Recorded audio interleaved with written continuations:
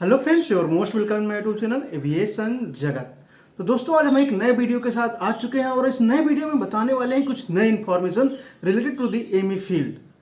आज इस वीडियो में हम आपको बताएंगे कि क्या एक एमी जो है डिफेंस सेक्टर में जा सकता है। डिफेंस इन द से मेरा मतलब है डिफेंस का कि एयरफोर्स। यहाँ पर डिफेंस में बहुत चीज़ें आती हैं, बहुत सारे हो गए। तो आज हम पहले बताएंगे आपको एयरफोर्स के बारे में कि क्या कोई भी एमी है या टेक्नीशियन है तो डिफेंस में जा सकता है या फिर वो नहीं जा सकता है। और क्या कोई डिफेंस का टेक्नीशियन या फिर जो वहाँ पर होते हैं डिफेंस में एक्सपीरियंस लिए हुए जो भी होते हैं वो जो है कॉमर्शियल एयरक्राफ्ट पर आ सकते हैं या नहीं आ सकते, जैसे एयरबस, बोइंग, इन सब के एमी बन सकते हैं नहीं बन सकते, इन सब के टेक्नीशियन बन सकते हैं कि नहीं बन सकते। इन सभी चीज़ों के बारे में हम बात करेंगे और इसके साथ साथ हम ये भी बताएंगे कि कितने साल का एक्सपीरियंस है ये किसी भी डिफेंस सेक्टर के आदमी को, किसी भी डिफेंस सेक्टर के टेक्नीशियन या फिर एमी को यहाँ पर आने के लिए, इस कमर्शियल फील्ड में आने के लिए उसको कितना ज़्यादा एक्सपीरियंस चाहिए। क्या उसको लाइसेंस पेपर निकालने पड़ते हैं या फिर उसको नहीं निकालने पड़ते, उसका एक्सपीरियंस ही एनफ होता है कमर्शियल सिविल में आने के लिए। क्योंकि स्टार्ट करते हैं, लेकिन स्टार्ट करने से पहले चैनल पर नए हो तो प्लीज़ सब्सक्राइब करो, सपोर्ट करो एविएशन जगत का। तो सबसे पहले हम बताएंगे कि डिफेंस सेक्टर का जो भी है टेक्नीशियन होता है वहाँ पर, तो वो इधर आ सकता है कि नहीं। तो हाँ दोस्तों, एक डिफेंस सेक्टर का जो टेक्नीशियन होता है वो जो है सिविल एयरक्राफ्ट पे, कमर्शियल पे आ सकता है, यहाँ पर काम कर सकता है। लेकिन उसको कितने साल का एक्सपीरियंस चाहिए होता है, क्योंकि जैसे एक एमी स्टूडेंट होता है, जब वो एमी बनता है लास्ट में जा करके, तो उसको तो आप सबको भी पता है कि 2 साल का कॉलेज हो अब तो हो गया है, और उसके बाद जो 3 साल फील्ड एक्सपीरियंस के बाद जो एक बेसिक रिक्वायरमेंट होती है तो बन सकता है। और इनके साथ साथ उसको अपनी स्ट्रीम के सारे लाइसेंस एग्जाम्स क्लियर करने पड़ते हैं। ये तो हो गया एमी के लिए, जो सबको पता होता है। लेकिन अगर हम वहीं पर बात करें कि जो एक डिफेंस में एमी होता है, जो एक डिफेंस में टेक्नीशियन होता है, अगर वो जो है कॉमर्शियल पर काम करना चाहे, कॉमर्शियल या फिर सिविल एयरक्राफ्ट पर आना चाहे तो कैसे आ सकता है। According to CAR, according to civil aviation regulation book जो है उसको 15 ईयर का एक्सपीरियंस चाहिए डिफेंस सेक्टर में। जिस भी एयरक्राफ्ट पर काम कर रहा हो तो उससे कम उसके पास 15 ईयर का एक्सपीरियंस रहना चाहिए यहाँ पर सिविल में आने के लिए। और इसके साथ साथ अगर उसको कम एक्सपीरियंस में आना चाहता है तो उसके पास एटलीस्ट 12 ईयर का एक्सपीरियंस होना चाहिए।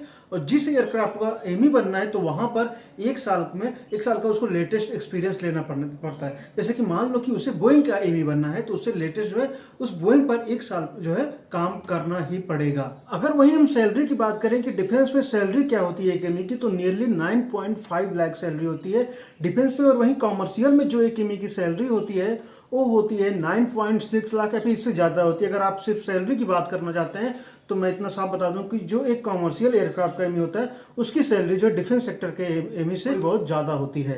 और किसी प्राइवेट एयरक्राफ्ट प्राइवेट ऑर्गेनाइजेशन में कहीं ज़्यादा सैलरी होती है डिफेंस सेक्टर के कंपेरिजन में। सैलरी की बात मैं कर रहा हूँ। और इसके साथ साथ अगर आप यह जानना चाहते हैं कि एक एमी या फिर एक टेक्नीशियन जो है डिफेंस मतलब कि एयरफोर्स में जा सकता है कि नहीं जा सकता है, तो एक टेक्नीशियन या फिर एक एमी नहीं जा सकता है डिफेंस सेक्टर में। क्यों नहीं जा सकता, आप खुद से सोचिए ना।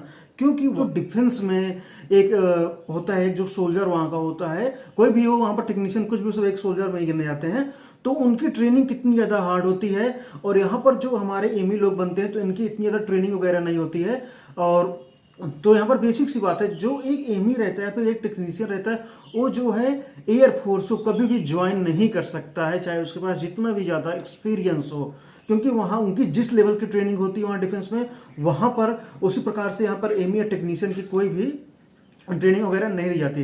ट्रेनिंग मतलब कि एयरक्राफ्ट बारे में तो बहुत ज़्यादा सीखते हैं, लेकिन जैसे फिजिकल लेवल की होगी ट्रेनिंग इन सब की, तो यहाँ पर ऐसा कुछ नहीं दिया सकता। तो एक साफ शब्द में बोलूँ तो एक जो है एमी या फिर टेक्नीशियन जो है डिफेंस में किसमें, एयरफोर्स में जो है नहीं जा सकता है। वहीं पर कॉमर्शियल या फिर सिविल एयरक्राफ्ट के एमी की बात करें तो उनको इतनी ज़्यादा मेडिकल फिटनेस की जरूरत ही नहीं होती है। उनका काम बस इतना सा होता है कि वो प्लेन को देखें, उसको चेक किए कि यहाँ पर कोई कमी तो नहीं है, इसकी मेंटेनेंस में कोई प्रॉब्लम नहीं है। फिर जो पायलट उनको प्रॉब्लम्स बताता है उसको बस सॉल्व करते हैं। उनका इतना सा काम का होता है, वो प्लेन को उड़ने के पहले वो साइन कर देते हैं, जिससे कि प्लेन जो है सर्टिफाई कर देते हैं कि प्लेन उड़ने के लिए बिल्कुल यहाँ पर रेडी है। लेकिन वहीं पर डिफेंस में वो एज ए सोल्जर भी वर्क करता है। किसी भी जिस प्रकार से जरूरत पड़ गई उसी प्रकार से वहां पर काम करना पड़ जाता है। डिफेंस सेक्टर की बात करें तो यही एक बेसिक सा कारण होता है कि एक जो कॉमर्शियल सिविल का एमी होता है वो जो है डिफेंस सेक्टर में नहीं जा सकता है। और अगर हमें बात करें कि कौन सा जो है टफ होता है, कौन सा सिविल में एमई बनना टफ होता है या फिर डिफेंस में एयरफोर्स में एमई बनना टफ होता है, तो आप खुद से सोचिए, एनालाइज कीजिए। अगर हमें डिफेंस में भी बनना है तो पहले हमें ग्रेजुएशन करना होता है, फिर उसके बाद हम वहाँ पर फॉर्म वगैरह फिल करते हैं, उसके लिए जो वहाँ पर सीडीएस वगैरह एग्जाम होता है हम देने के बाद फिर कितनी सारी ट्रेनिंग होती है और फिर पहले टेक्नीशियन बनते हैं, फिर एमई बनते हैं लास्ट में। और वहीं यहाँ पर भी अगर कोई बोलता है कि सिविल में एमई बनना आसान है तो वो भी बिल्कुल आसान नहीं है, बहुत टफ होता है सिविल में फील्ड में भी एमई बनना। यहाँ पर भी पहले हम 2 साल जो भी पढ़े, फिर 3 साल फील्ड एक्सपीरियंस, इतने सारे 10-11 लाइसेंस एग्जाम्स होते हैं तो उसको क्लियर करते हैं, फिर कहीं जा करके 7-8 साल बाद जो है एमई बनते हैं। तो अगर हमें बोलेंगे कौन सा टफ है कौन सा ईजी है, तो अगर हम ट्रेनिंग के मामले में बोलते हैं तो डिफेंस में काफ़ी ज़्यादा टफ पड़ जाता है अगर ट्रेनिंग के मामले में बोल रहे हैं, और अगर पढ़ाई के मामले में बोल रहे हैं तो एट लास्ट जब एमई बनते हैं तो पढ़ाई के मामले में दोनों में मेरे अनुसार तो इक्वल ही जाते हैं। तो ये बेसिक सी इन्फॉर्मेशन थी जो मुझे देना था इस वीडियो के माध्यम से आप सभी को। आई होप आप सभी लोगों को बातें समझ में आ गई होंगी जो मैंने बताना चाहा। अगर कोई भी डाउट हो तो आप कमेंट बॉक्स में मुझसे पूछ सकते हैं, नहीं तो मेरी इंस्टा आईडी है ही डिस्क्रिप्शन में, आप वहां से देख करके कोई भी मुझे डायरेक्ट मैसेज भी वहां पर कर सकते हैं इंस्टा पर मेरे, मैं बता दूंगा कुछ भी फील्ड को अगर आपको जानना हो। Thank you friends for watching my video. If you are new on my channel please subscribe support.